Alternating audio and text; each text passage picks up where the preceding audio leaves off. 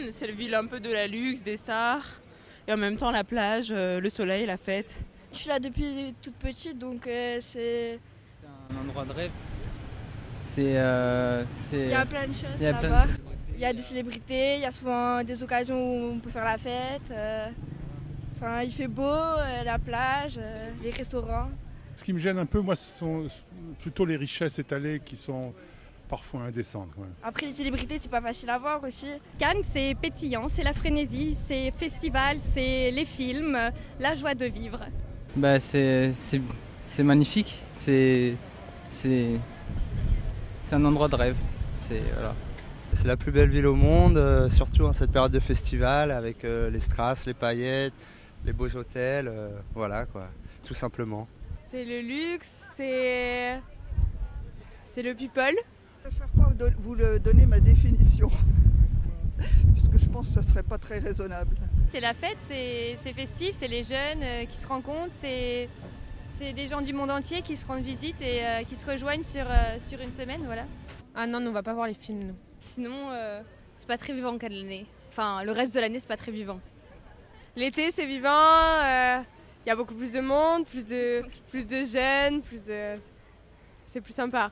C'est la deuxième fois que je viens avec un film dans une sélection de Cannes. Et la première fois, c'était avec le tout premier, il y a 25 ans, dans une section qui n'existe plus, qui s'appelait Perspectives du cinéma français. C'est quoi Cannes pour vous après toutes ces années? Qu'est-ce que c'est? Je sais pas. Jérémy?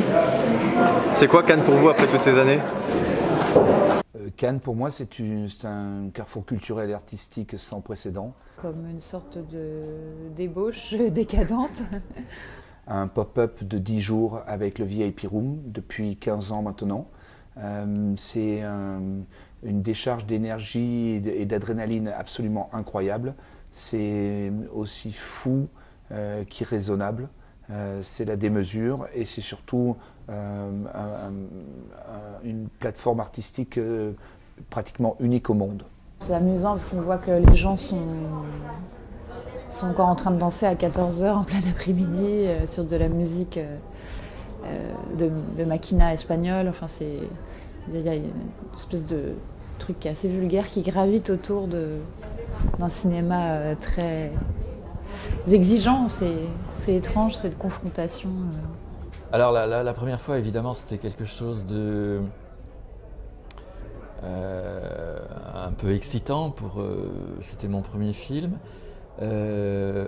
Aujourd'hui, c'est quelque chose qui garde de toute façon une grande importance, il ne faut pas le nier, parce que c'est une exposition qui est très forte, donc qui est nécessaire à n'importe quel film. C'est un moment où il y a toute la planète cinéma qui est rassemblée, donc il y a une attention très grande qui est portée au film. Je trouve qu'en 15 ans, l'évolution, beaucoup de marques et de partenaires ont compris que le Festival de Cannes dépassait le cadre du cinéma et que c'était le festival des arts en général et que tous les gens qui exprimaient quelque chose de plutôt sympathique et original, tous ceux qui proposaient quelque chose de fort venaient à Cannes pour montrer leur travail, pour présenter leur travail. Et rockstar, rapstar, popstar, designer, créateurs, journalistes, tous ceux qui font le monde, qui font l'actualité, viennent à Cannes.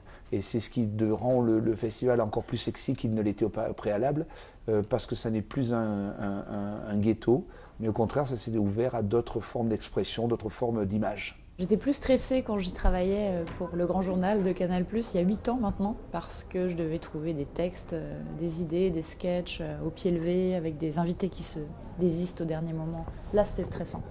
Là, aujourd'hui, je réponds à des interviews, c'est très confortable. Comment se passe la journée? Très bien pour l'instant, ça a commencé il n'y a pas longtemps, tu veux que je t'aide?